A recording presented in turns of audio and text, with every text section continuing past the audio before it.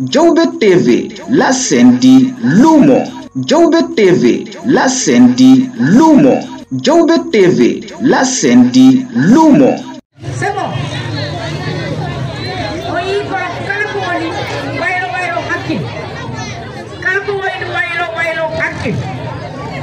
tous les comportements là, c'est identique.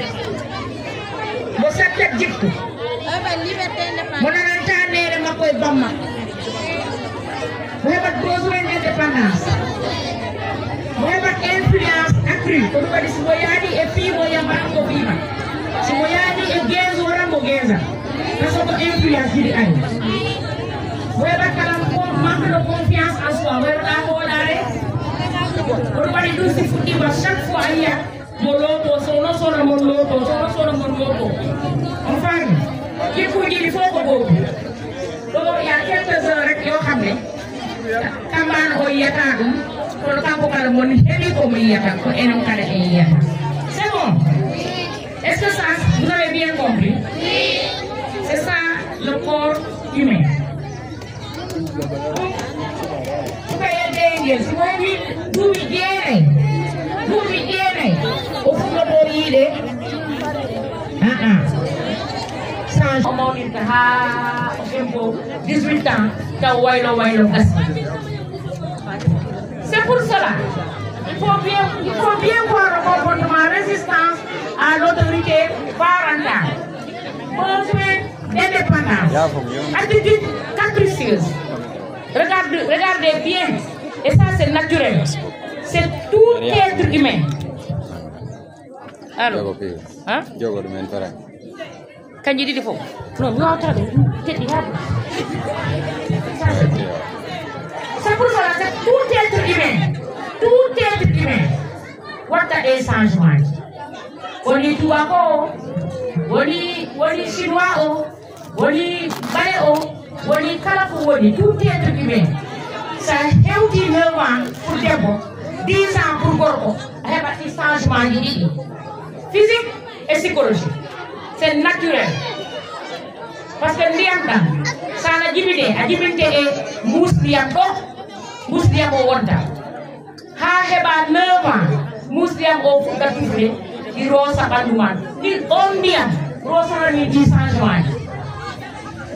À partir de 9 ans pour la femme, 10 ans pour l'homme. On dit rose à Bandouman a un changement physique et psychologique. Mais on changement au 18 ans d'Argo. C'est pas pour rien. Mais oui, jusqu'à 18 ans, quand il y a un mariage d'enfants, ou bien quand il y a une grossesse précoce, c'est parce que tout simplement, Bandouman dit Iwailo, Againa Iwailo. Comportement, ça a dans le comportement. Awa ita, chadere ara. Parce que anananta ne ma ebama, ho ananoyana esrauma. Anananta, parce que anagora di changement. Anananta esrauma. Anananta gorkoma, tu as besoin d'indépendance. Anyam bat gouvernement on be kader galle.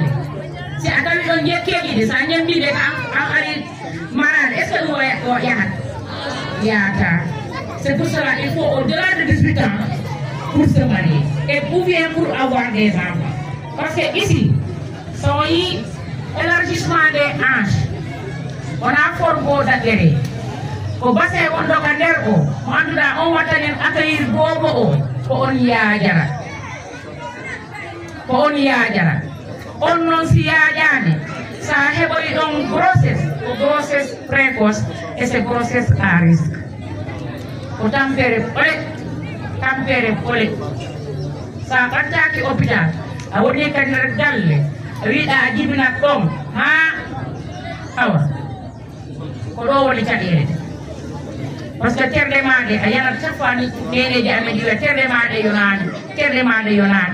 En fait, à Maunan. À Gaïnan, Waino. Vous avez compris? Donc, je vais vous poser une question. Est-ce qu'une fille peut tomber enceinte sans voir ses règles? d'accord?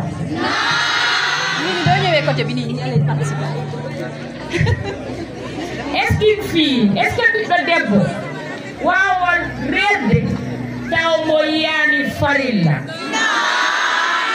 Merci, Kalelu. Je suis très contente de votre réponse.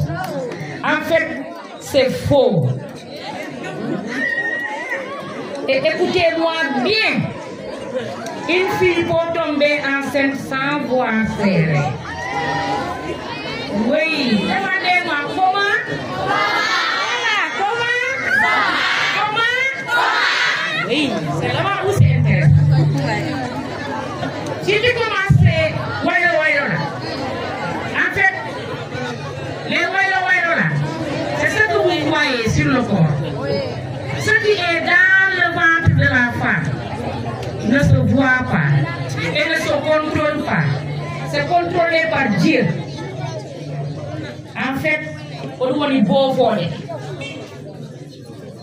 Ada waila, dia akan di rosa, di waila bandungu. Kalau di waila karang beau voler de kader. Attention, si tu kaya del wowi bambede.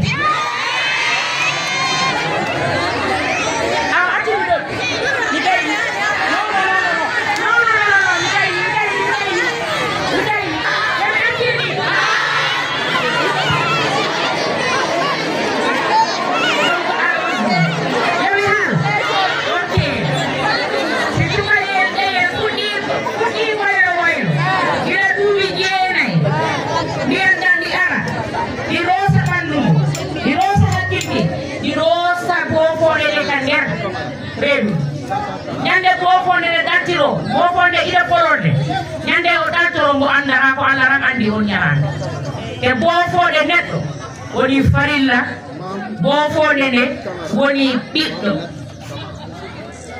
premier bofonde woni farilla sittaw mo e ali maniw hono woni maniw ko dum ko gorko yaltinta ko sita bofol ida forode ari be tekki be daltima be ari de wadi ka lawri do wonta bande tati di fada manim ituka yende no wowi bamme manim wo ari tawi do bofode di wali o bofode ko biddo wonayta wonta farilla mo ko biddo wonayta on les sukaɓe rewɓe kewɓe no tomba enceinte tawɓe gandama on bofode jamfiji. Est ce que vous avez compris? Bofode debbo woni ɓiɗɗo bofode nde woni farilla o woni farilla si o heɓani maniw o waɗa waylo bande 14 mo wona jiiɗa mo maaya mo wona farilla si mo heɓani farilla si mo heɓani maniw si mo heɓi maniw on bofode ko toɓɓere ko on wonta ɓiɗɗo hono way on debbo yara farilla on immorodiran yiya reedu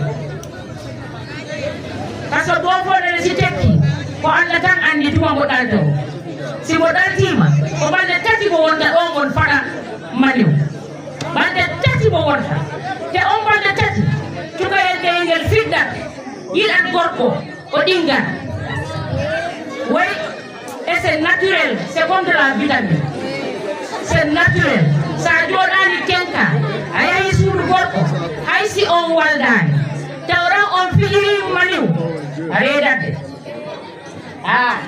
onon andi saran kulleɓe e jaa hankoɓe gaccele kam hakke si ɓe nanni sukaɓe rewɓe ɓe notat ayi sukaɓe rewɓe kewɓe ɗi waɗa enceinte hikka taw ɓe nota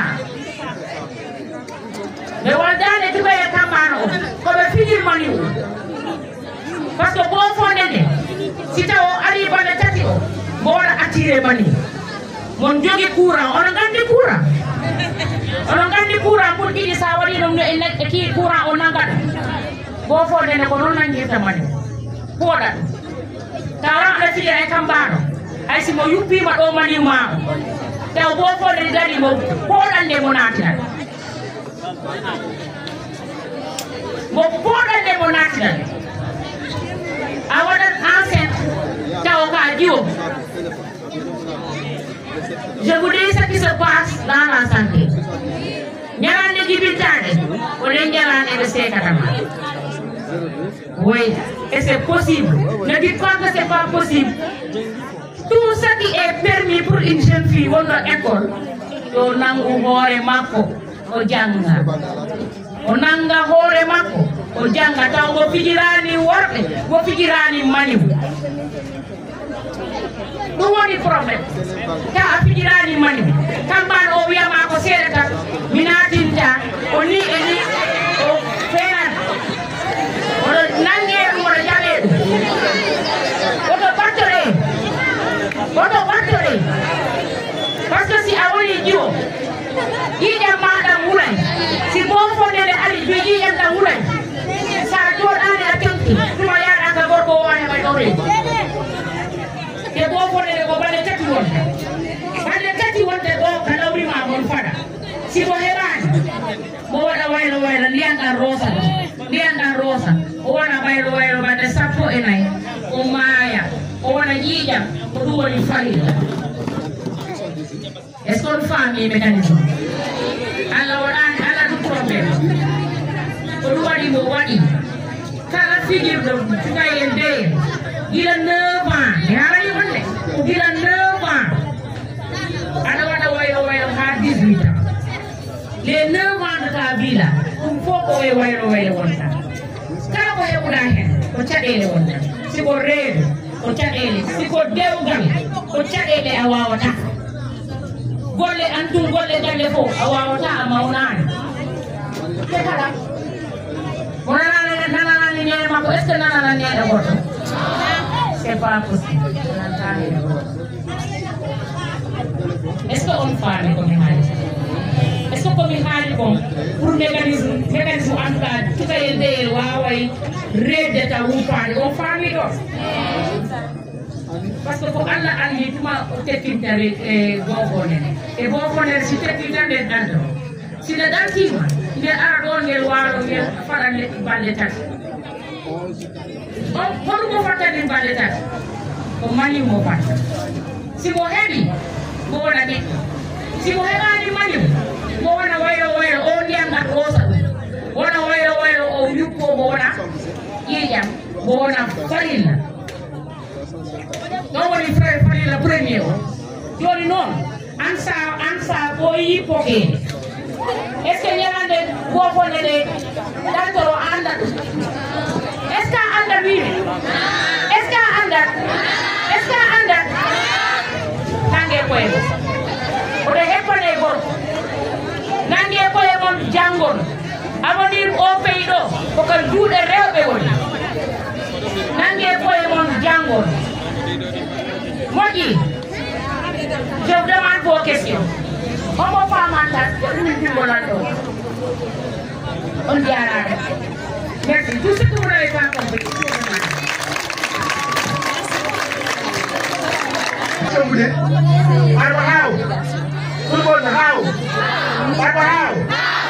how? Voilà, est-ce que vous avez compris? D'accord. Donc prenez soin de ce que madame vient de dire. Tout ça, c'est pour vous sauver. C'est pour vous pousser à poursuivre les études jusqu'à la fin. N'est-ce pas? Donc vraiment éviter, comme elle l'a dit, à l'âge de 9 ans chez la fille, de 10 ans chez le garçon, vous devenez très grave, très compliqué, très indiscipliné vis-à-vis de vos parents. Ce qu'il faut éviter.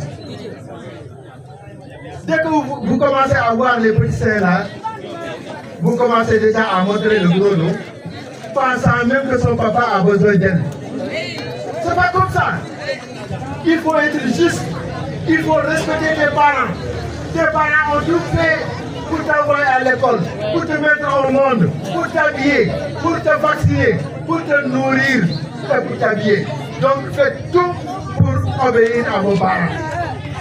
Obéir également à vos professeurs et rendre grâce à Dieu. Et surtout obéir à ton maître du CI parce que c'est lui qui t'a permis de connaître là c'est A et là c'est I.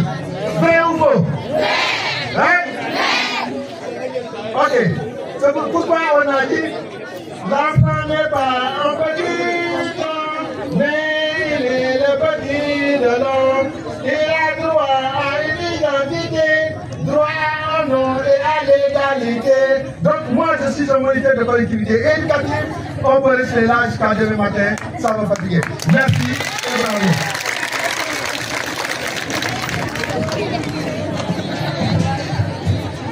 Les filles, vous êtes d'accord? Oui. Ce que Tata Mimi a dit. Oui. N'est-ce pas? Oui.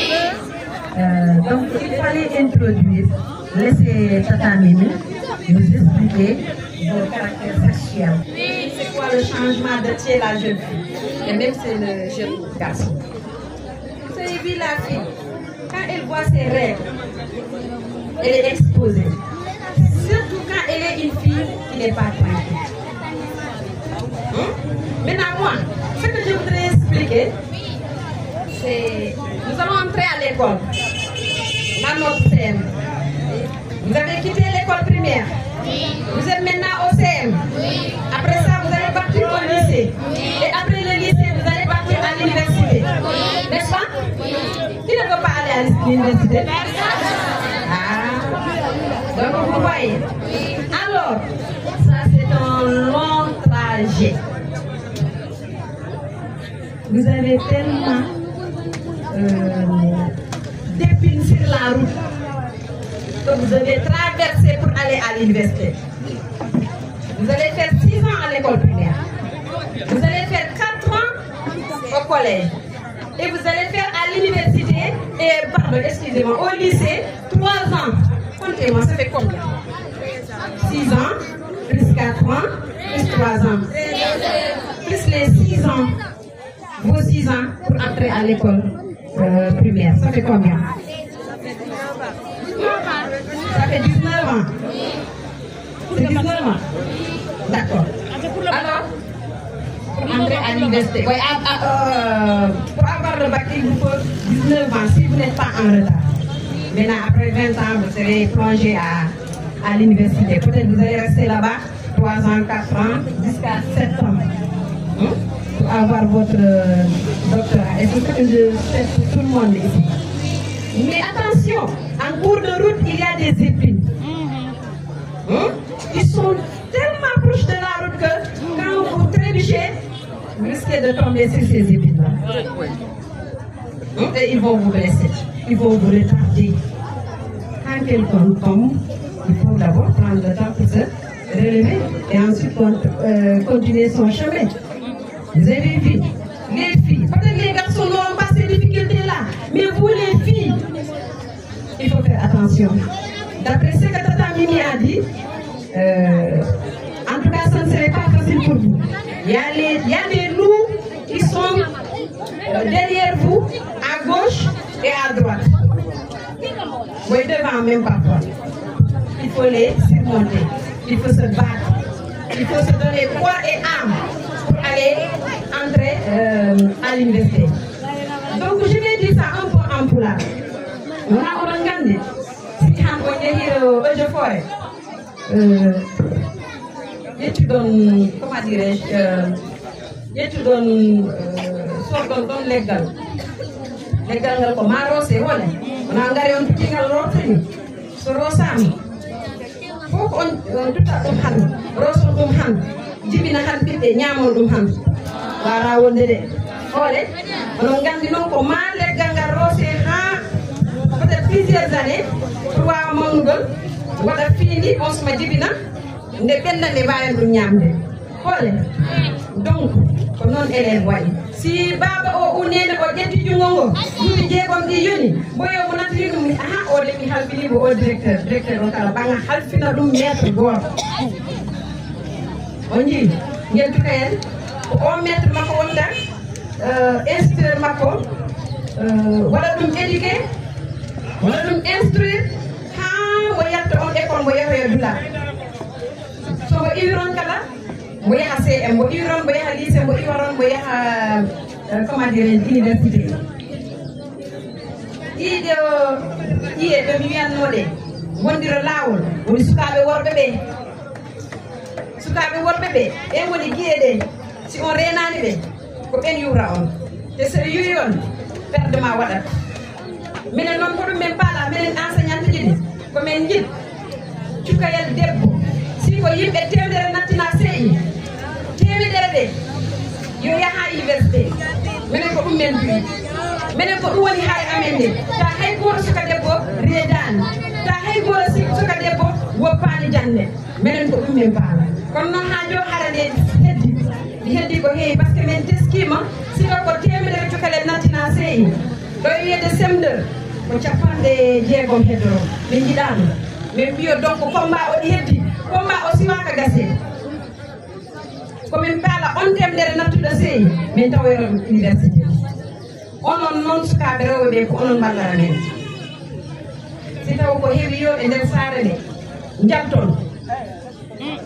tiroji ɗi musique hoɗum mbi jalton à la place des leçons jehon ɓorno ɗon ha weeɗa ɓornon ɗimon mbaji ɗimon jinji seere mbaɗon boɗiji haɗo parfum jalton dayno nene moon mbiyoyo min janggoy walla min mbaɗoye ni taale ko musique jaara o musique ɗi tardina en ko on jii tubako ɗi hetto musique hettoro kono taɗi jogui temps so ala ko waɗa jomno ɗi musique emen tawi si taw ko han o koñ waɗi musique ngaron o musique mbiya min jehanmin janggo après min janggoya leçon jang paɓe janggo hedde ɗo musique waɗa jahon ɗon est ce que on jangga leçon ji moon a ko dawi winoɗe kala mo awani soñata hoɗe mo awani soñanade si on bakkilaki on keɓta hay fus wona on ni noddi amen ɗi noddi moɗon ɗi o CM min miɗani il faut bakkilo ɗon il faut gandon onon woni homɓe il faut gandon hande onon jogui opportunité ji wadgo réussir dans cette vie là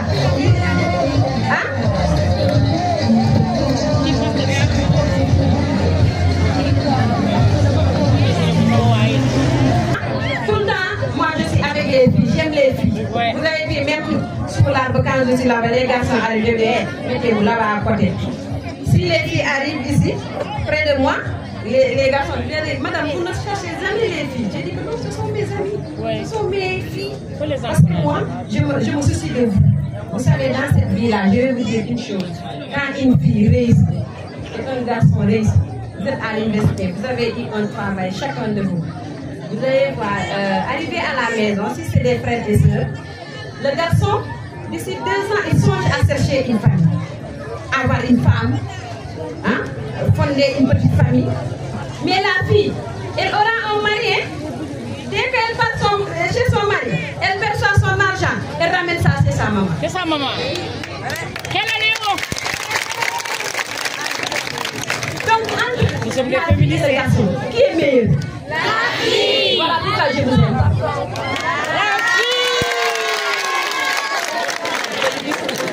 Parce que vous êtes des agents de développement. On va au centre des galets, on va au centre des salles, on va au centre des quartiers. C'est pour cela que moi j'aime des filles battantes. Il faut que vous soyez des filles battantes. Il faut que vous aidez vos mamans. Vous savez maman, combien de fois elles ont été fatiguées pour vous? Vous le savez? Quand vous étiez petit, elles vous portaient sur le dos. Pour aller travailler. Pour aller travailler, faire les travaux champêtres, venir à la maison, préparer le repas, laver les bols, balayer la maison, faire le linge. Il faut que Diabon yurmude nene moɗon pour yemude woɗɗi. Nene tampi. Kay baba tampani nene tampi. Awa tampi de baba adara dépense. Kono. Donc, ay baba tampi an. Mama ko dakki. Ole, mama ko dakki nene jodini. Nene kala di muñi. Ole, nene kala di muñi parce que ma baba ala hunde han nene di jodi fi bibbe makko be. Donc donc nene o di muñi joni an biɗɗo debbo wira nenam di muñi de donc min kala mi janga ha mi yottoto mi fori yottade ɗo si mi heeɓi salaire mi addana nene am on suma a wawa wallude koroɓe ma miñaɓe ma ɓe gandanteɗa ngala kono onon il faut que nous réussir. Nous devons utiliser. Pour nous devons utiliser. Il faut refuser. Ouais. Mais on peut dire comme ça, non? Ou bien on fait comme ça? Non. Non. Et vous savez que ces grossesses-là, si vous commettez une grossesse, le maintien des jeunes filles à l'école force. On maintient comme un cadre, en université, bonat. Wala tardere wadat. Parce que menen comme un cabanoko pour y doubi ça pour menen kaba. Pourquoi ce cas de bosse redi ha be riwamo gorko redi ndemo o riwara ka école. Menen tigi dari ha dum wadi. Ce cas de bosse redi ha ko ma ara école. Kondina jangde makko ne hambo anda o wattu mo tambi. Joko jibingol heden mi yemo wonoro galle kono so bo beyni hande so mo yidi jango mo artato école. Dum ko menen habibi. Machallah, quelle année? Miliani on jahon redo yo. Le ka sa soy perde. Ko mo yidi redde yaha école, ko ma be jalama. Mais nak aussi mina halna on si taw dum wadi to der classe modon mballe mo wonno bade be stigmatiser. On pan wonno jalembo, wonno aybinembo, wonno hersinembo. Mballe mo ha mbiyamo jango o situation. To wonda do so hebi ko hebi ma do wonno mo hebtuma. Te onon kala on ji on tigi wadi non o biya ami mi bura renade xolé il faut ko badon maintenir on hore modon ha l'université menen ko dum woni hare amende actuel wona scolarisation des jeunes filles ay wona scolarisation des jeunes filles woni menen actuellement combat ameno ala parce que joni tukay dibinagel fof a le droit d'aller tukay fof dibinade no mo wayi wayde wa il faut ko ara école. Donc, men jawri non joni onon gonon men batto on sobe hanjoto don investé ta problème ala menen ko dum woni mijo amen dum woni combat amen o il faut onon jabon ngacce hirde jemma ette leçon di modon di il y a pas de mythe dans les études vous apprenez vous avez de bonnes notes vous n'apprenez pas vous n'aurez pas de bonnes notes. Et quel est l'élève qui ne veut pas avoir une bonne note ici? Aïe, aïe, goro iminan jungo. Awa jangel. Min no hikka hono mi yidi OCM bo. Ono hadi hono mi yidi don. Ono ngande. On ganda. Voilà, joni ande ho min ko mi yidi. Toutes les filles du CM heba moy. Machallah. Inshallah. Allah wadu. Est-ce que on kersin tagam? On kersin tagam? Awa jo. Quand mi fala on lamde. Je vais prendre 2 ou 3 élèves. Puis Camille, quand je sais mon gagner de ma collègue pour faire la bonne.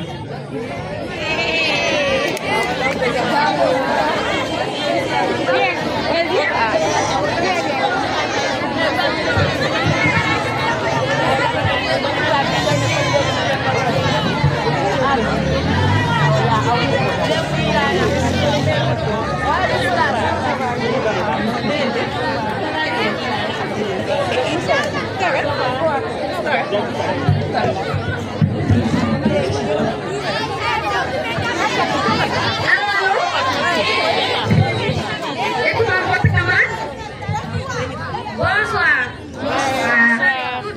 Et tout le monde. Je m'appelle Aïssata Diallo. Après les études, je vais être homme docteur. Homme docteur.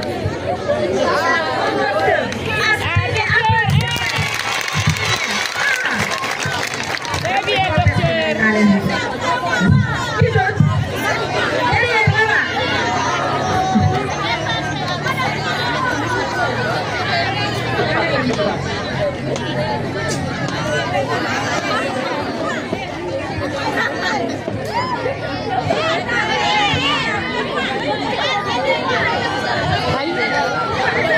Baru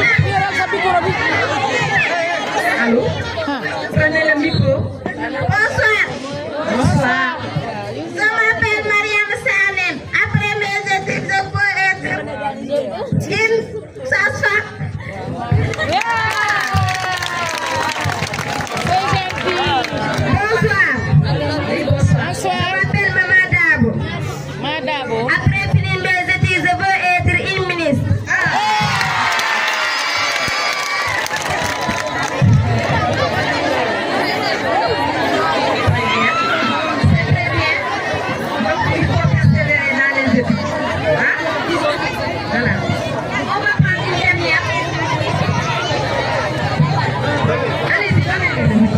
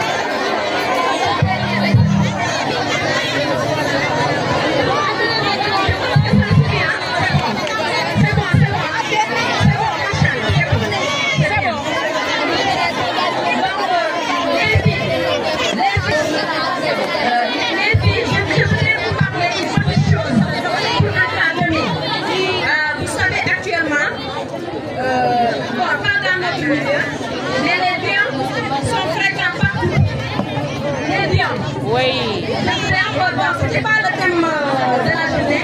Écoutez, s'il vous plaît. Écoutez. Vous donnez une mot de défense. Oui.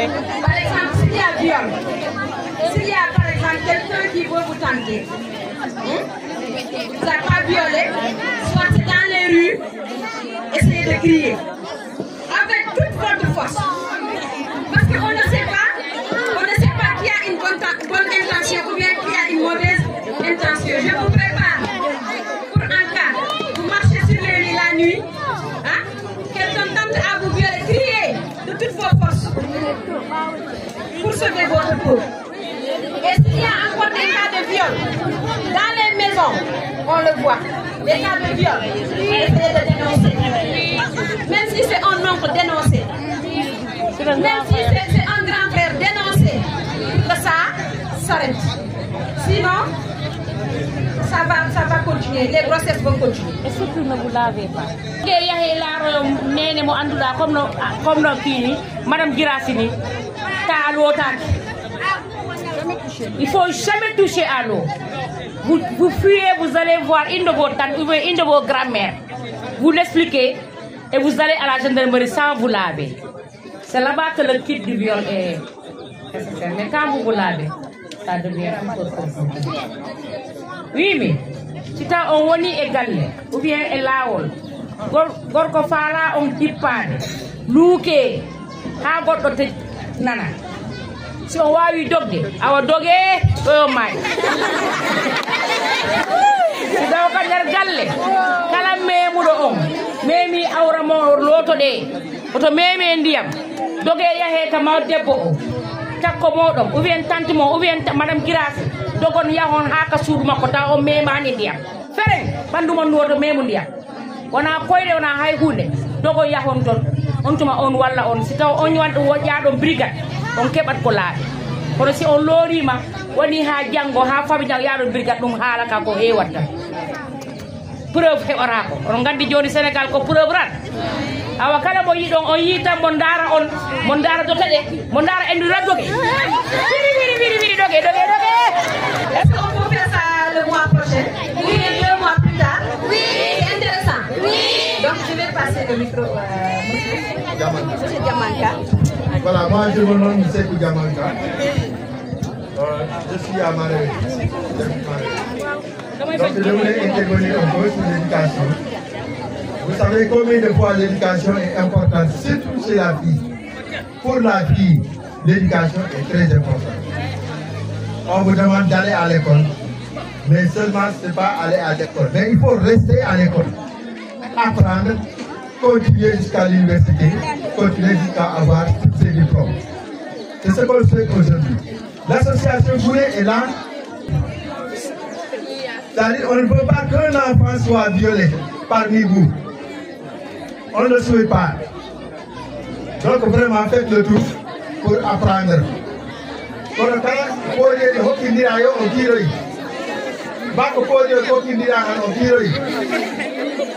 Alors, on est premier de hero, on a premier de classe. C'est possible. Comment actuellement nous avons d'abord l'école. Il y a qu'à on fait, il y a qu'à on diago. Konon, depuis les gens de mon école, on va pas demander d'aller en zone. On y a institution qui ne peut pas mettre.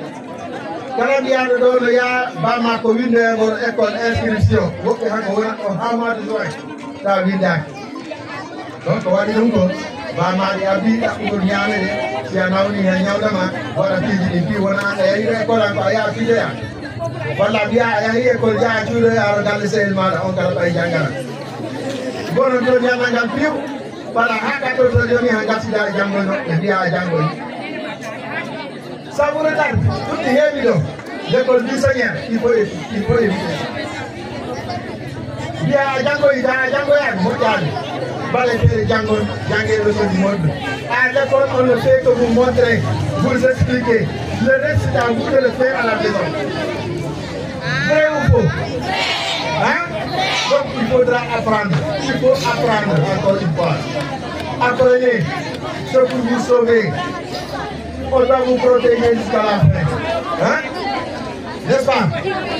Voilà, donc, je vous remercie pour votre venue massive pour assister à cet événement très important. Nous remercions l'association Goulet, qui est un partenaire phare à notre thème, le thème Kabel. Le thème d'aujourd'hui, c'est un thème très important. Ce thème concerne votre l'émergence. Quand on dit le maintien des filles à l'école, parce que la fille doit dire je dois aller à l'école, rester à l'école et réussir à l'école. Oui. On doit aller, rester sur la vie, étudier et réussir à l'école. Oui. Il ne faut pas se précipiter pour le mariage parce que vous avez votre temps à venir. J'avais l'habitude de dire toujours à l'école. Quand vous vous précipitez, c'est des jeunes avec des têtes d'âme qui vont vous demander la main en mariage. Qui ne vont même pas satisfaire vos besoins. Après. Mais quand vous commencez à travailler, à oublier tout le jeu, et vous continuez pour aller à l'université, et pour arriver à l'université, la plupart, c'est pas n'importe qui. C'est pas n'importe quel jeune qui va venir au début, pour vous placer devant, pour vous demander un service. Oubliez la jeunesse. Elle viendra.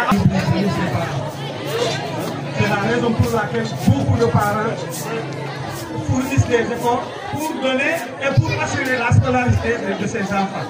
Ça veut dire que plus particulièrement les filles, vous aussi, il ne faut pas que chaque fois on a suivi cela.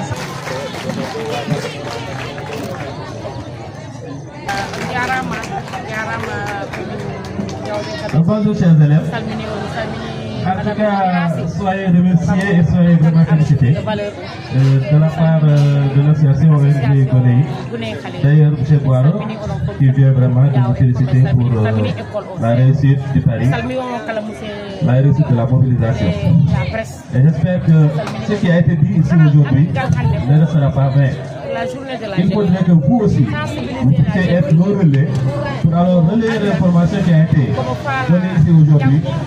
Pour que vos petites sœurs sont encore à l'école élémentaire et même vos grandes sœurs qui sont encore dans le lycée puissent vraiment bénéficier et comprendre effectivement l'importance des filles et surtout le métier des filles.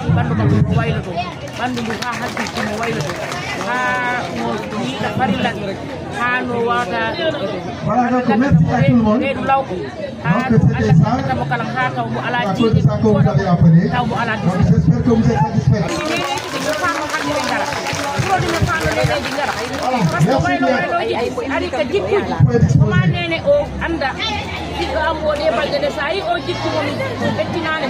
C'est parce que tout simplement ma kanko mo renforce de mo walla mo kacca mo walla mo battina mo waɗa mo sensibilité par ce que wayloji ɗi muusi ɓanndu ndu waylo ko hakkilji kala waylo koma neneji ɗi anda normalement ko neneji ɗi foti andude pour wawa dandude cukaɓe.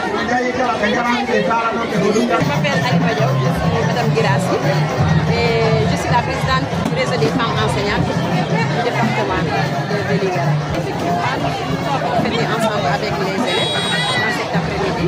C'était juste, le thème c'est de parler des mariages d'enfants et de grossesse précoce. Comment maintenir ces enfants-là jusqu'au terme de leur études.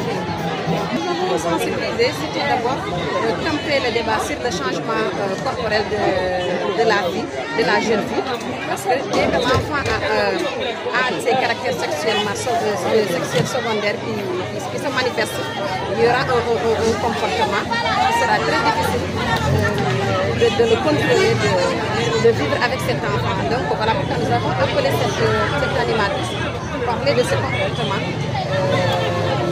de ces jeunes filles-là. Au-delà, quand nous terminons cette partie, nous avons entamé les grossesses précoces, les grossesses d'enfants, et ensuite, comment faire pour maintenir ces enfants jusqu'à l'université. C'était ça aujourd'hui l'objectif de ce rassemblement. Exactement, nous avons fait un combat très long pour faire la scolarisation des jeunes. Maintenant, nous avons dépassé ce stade-là. Notre inquiétude maintenant se situe là où, comment faire pour maintenir cet enfant-là lors de ses études. L'enfant, le nombre d'inscrits que nous avons au CI, qu'on le retrouve en classe de CM2 pour les filles, et que le nombre aussi de réussite de ces filles-là au collège soit retrouvé au terme en classe de 3e et en classe de terminale. Le combat est difficile, parce que comme je l'ai dit dans la sensibilisation, il y a des obstacles et il faut les enlever pour que cet enfant-là arrive à son objectif.